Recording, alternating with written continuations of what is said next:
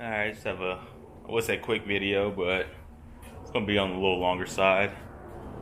But had to get out of the garage a little bit, take a break from working on the Monty, and go meet up with some buddies from Colorado G Bodies. So, first meet and greet of the year turned out pretty good. Saw a few new faces and a lot of the regulars I always see at these little meets and meet and greets. So, didn't get the Elko. Didn't have the Elko out.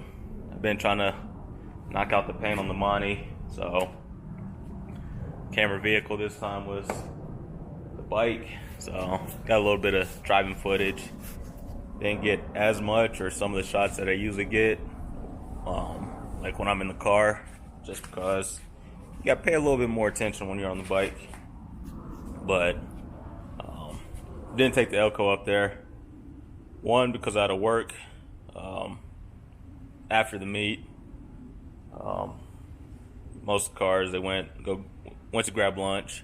I had to go to work, so didn't take the Elko.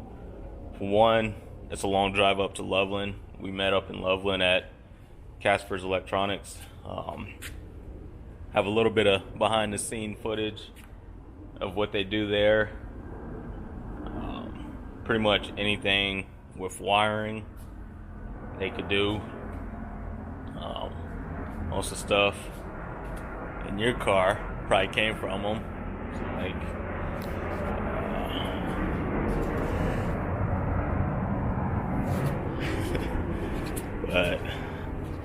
but yeah, just a little bit of behind the scene footage of what they do up there, and just a little meet and greet. Hung out with some buddies. I would say it was a G-Body meet. It was more on the Grand National side. There are a bunch of Grand Nationals, a couple Grand National swapped cars, and then Nico in his Malibu. So Nico was the oddball. But yeah, just a little quick meet and greet. Get some driving footage. It's just a nice day out. A little on the hot side, but nothing too bad. But that's enough talking. Like I said, just a little meet and greet, some driving footage, some footage of the cars, and a little behind the scenes of Casper's Electronics. So yeah, eventually the Elko will be out, but there's a leak standing in my driveway that I need to figure out. But like I said, I've been trying to knock out the paint on the Monty, so I haven't had time to come out and work on the Elko, or pretty much any car. All the cars have been sitting, and it's been the bike mostly, but the high build video will come soon. I know I'm showing you guys this stuff. I haven't even put the video out on this, but yeah, just enjoy. Oh yeah, when this goes out, I'm almost at 400 subscribers. So let's get it to 400, then 5, and then just keep it growing. So if you enjoy the videos, you know what to do.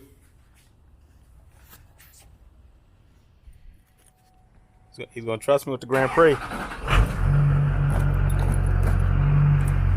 don't know.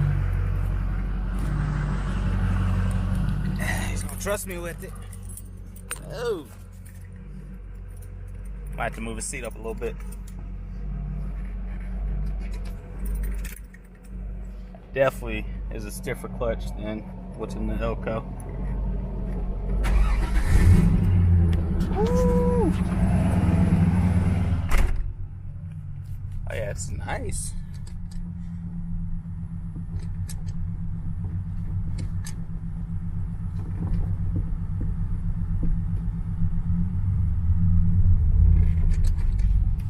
Alright, gotta figure out some stuff. Alright, so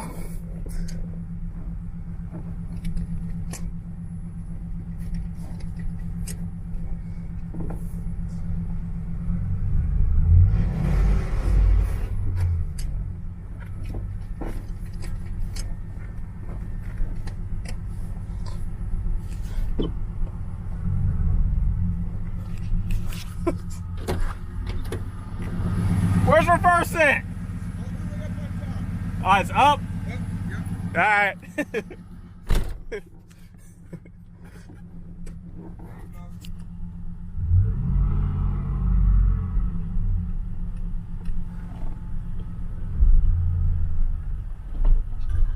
Mess around, stall it out. Not sure where he wants it.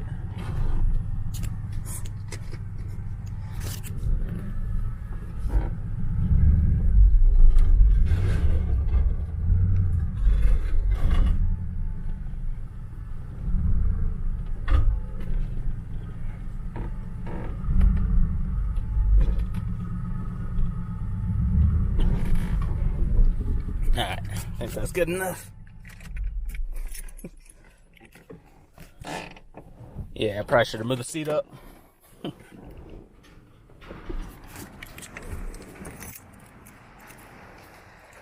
Is it cool on the curb, or should I move it over? Alright. Should have moved the seat up. I was like, he's not that much taller than me, is he?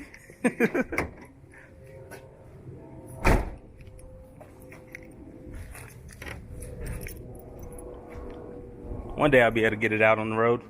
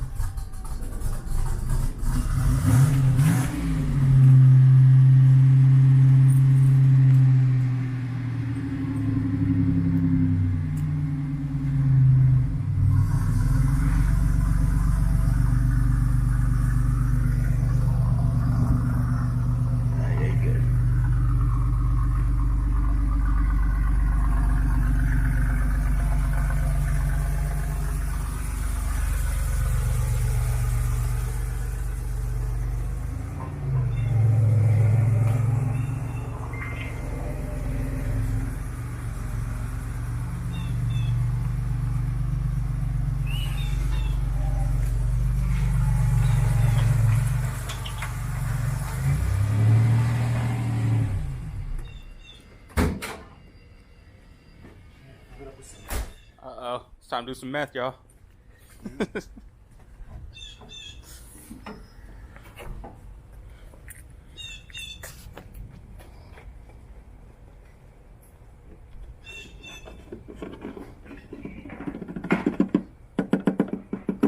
think I watched it enough times, kind of figuring the car out a little bit.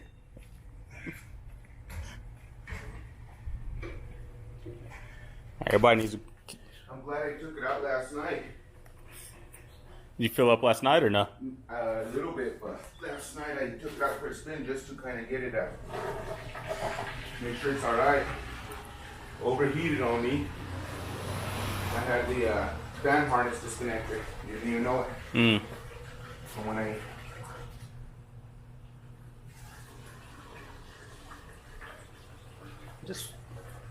Did you unplug it or? Yeah, when I took the battery off for some reason. I can't remember why.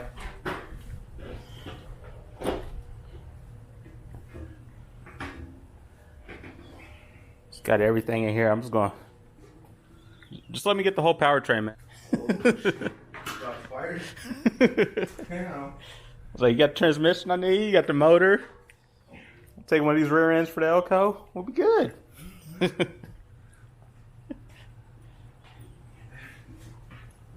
Money on the table. Give me a few months, I might be able to.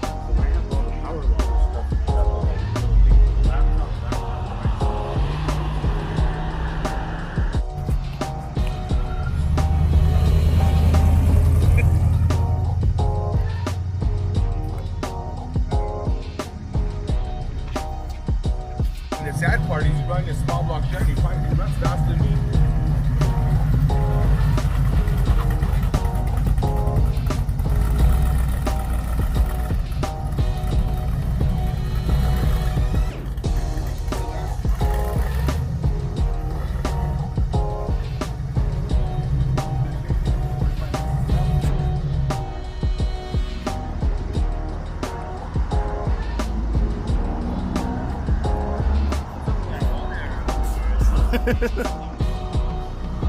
up with the rest of the exhaust? What's going on, man? Sounds good.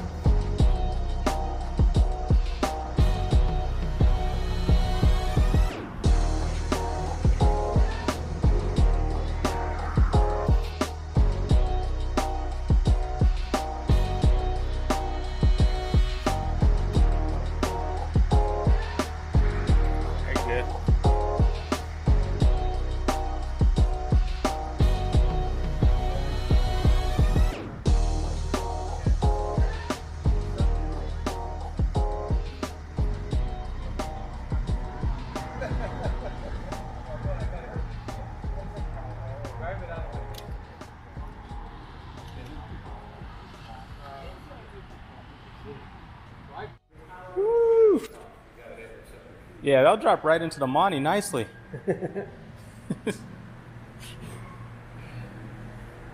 So it's been set up for the house. If you disconnect the battery. Now this one's swapping into one of those, or is this going to be a... Don't know yet. It'll go into something. Yeah, I got a Monte Carlo that'll go perfect in. When we were at Vandermeer and he broke the motor, racing, this is the motor. So, okay, so it's a different one in the Cobra now. Yeah. So we had a spare sitting there just in case we drop that in and set this out and work this one. So Do that, I put it on the this was the one he broke, spun a bearing in. on the far side, so there's a new side. So what type of power are you looking at for this one? It'd be about the same as the others. They're all built almost exactly the same. But I think this one has a. I'm actually not 100% sure if this has a roller cam or not. It might be a flat tappet cam, but they're all the same size. A 212 cam, ported polished heads. You know, they're forged pistons and rods. So, I mean, it'll probably be 600, 650 horse. That's all I was shooting for the money, man. Come on. We'll run some numbers. I'll work part-time.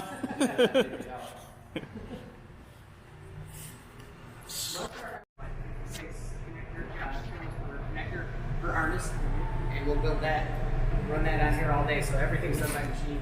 We actually have processes in place to actually test the prints after we make them, make sure that the machines are adjusted correctly.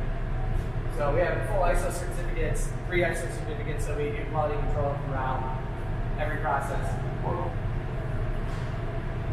Even like when we, on the police car harnesses, they require it, since it's an interior harness, it requires like the fuzzy tape, like the abrasion resistant tape over the harness. We have machines that just do taping. There are 4 machines here that just over tape harnesses. Wow. So like we'll go through like the rolls of paint, like the anti-abrasion tape on this stuff. Is what they use on the interior because you can't cut it. It's pretty durable. But we'll go through 2,000-3,000 rolls in this a month. Try to tear that tape. Oh yeah, that ain't happening. Best way to wrap the harnesses so that when you put them close to anything metal or tie them down inside the car or they rub, it won't tear through the harnesses.